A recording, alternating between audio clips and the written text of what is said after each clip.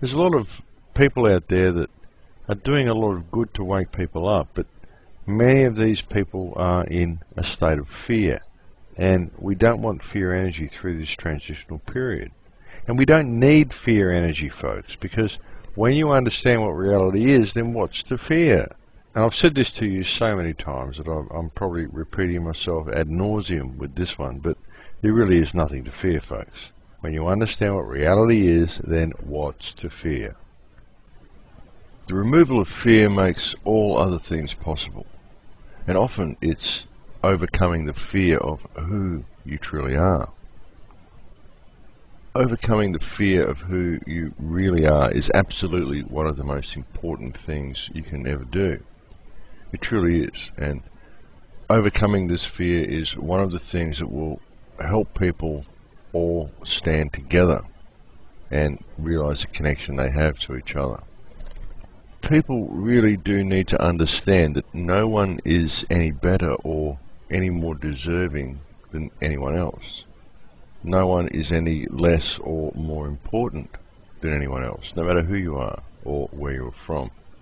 And as I've said to you before, when you really think about it inside, almost every person out there knows what you should do and when you should do it.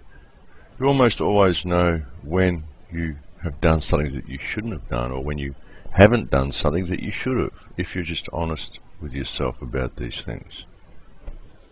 And what you always should do, and something that most people fail to do, and something that I've said to you so many times, is that something that you really should do is, if you see injustice towards other people, especially if it is being delivered by police or government, then you seriously need to understand that it's also been carried out against you. And that this is true on any level, even on an international level, because the entire human experience is affected by injustice. Injustice towards one truly is injustice towards all, because we are quite literally each other. We are a single consciousness.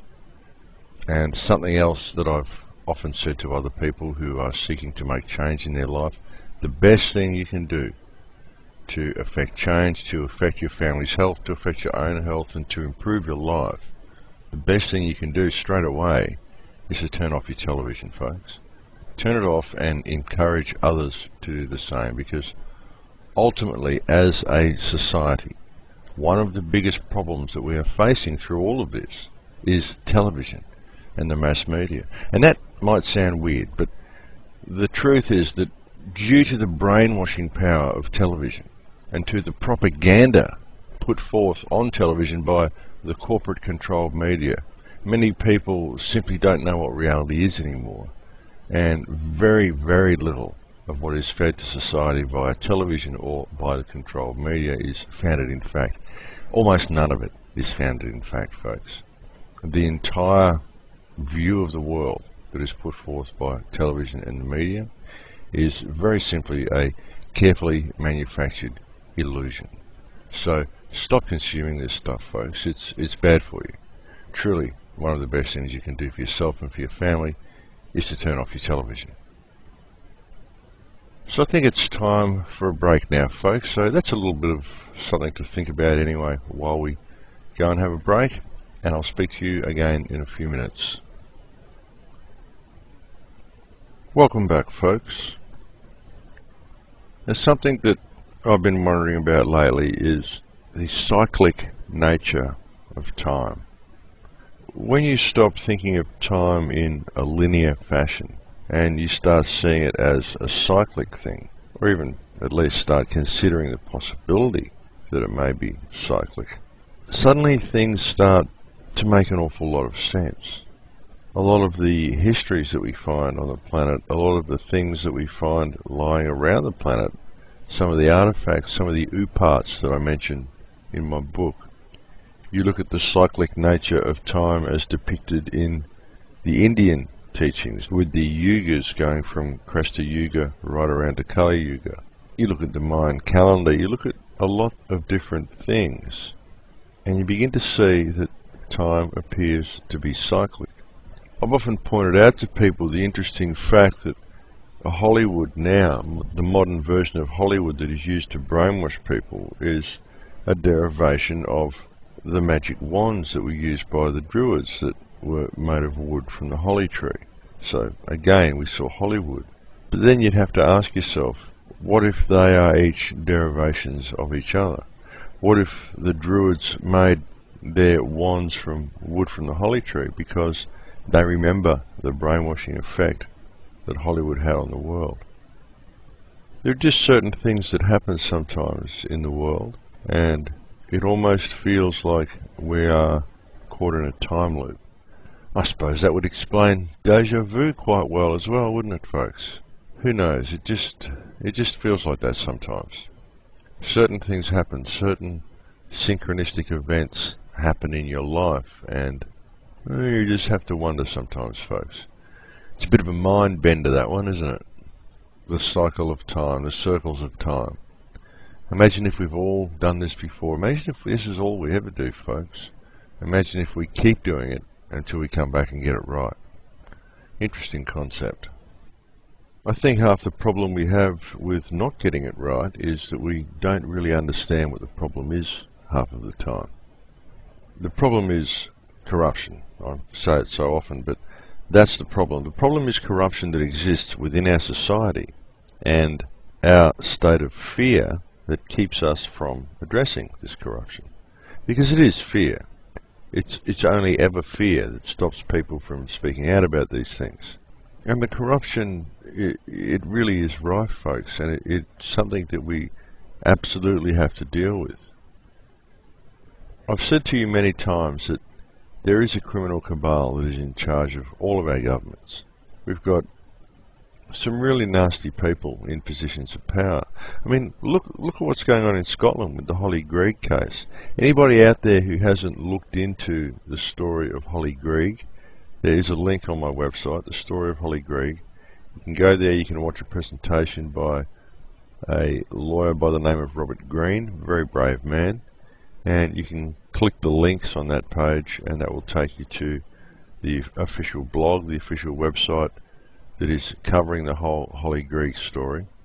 It's absolutely shocking what's been going on there. This is basically, folks, it's a pedophile ring that has been covered up by the absolute highest levels of Scottish government. And I would suggest that this goes out globally, this type of activity, this type of ring, this whole pedophile ring goes out globally. Anybody who hasn't seen a film called Conspiracy of Silence, I would very much recommend you Google that as well, and that shows you how deeply embedded this is in the American government system. There is a huge ring of corruption that basically is in charge of all of our governments. There was a case in Germany, a young man by the name of Tennessee Eisenberg, who was shot by 8 police officers in Germany on April 30, 2009. The police claimed it was self-defense, but this was an unarmed student who was a musician. He had no history of any violence at all. It's just ridiculous, and the incident really isn't being reported much outside Germany. But you'll find that these things happen all across the globe, folks. There's so much corruption. I've said to people so many times that it's important to look at all the problems we face as a society and to understand that all of these problems have a common cause. That's what needs to be addressed.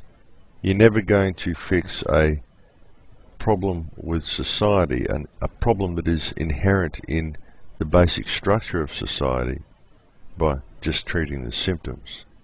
You need to go to the root cause of the problem, and this is what needs to be addressed. Now, as I've said earlier, we don't need to hurt our infrastructure. We don't need to pull down our societies or anything like that. All we have to do is remove the corrupt element from within our leadership anyway. But it's the absolute corruption. It's the ritualistic corruption. What people would term Satanism or Luciferianism, and the pedophilia and the warmongering and the absolute fear and control that is exercised by these criminals that are in charge of our government. This is what needs to be addressed. And we can put things in a simple black and white way if that helps people, folks, and we can simply judge that any politician that allows the perpetuation of a central banking system in his country is a criminal and is working for the banks and not for the people of the country. Once you understand how the banking system works, folks, there's no question of this. There's absolutely no question of it. So that's a plain black and white way that we can look at it. And that can be our measuring stick. That can be our yardstick by which we measure the worth of these people that we have elected to positions of leadership in our respective countries. And I think if we were to do this, folks, we'd probably be in for a pretty rude shock when we saw just how widespread this type of corruption actually is within our political and social systems.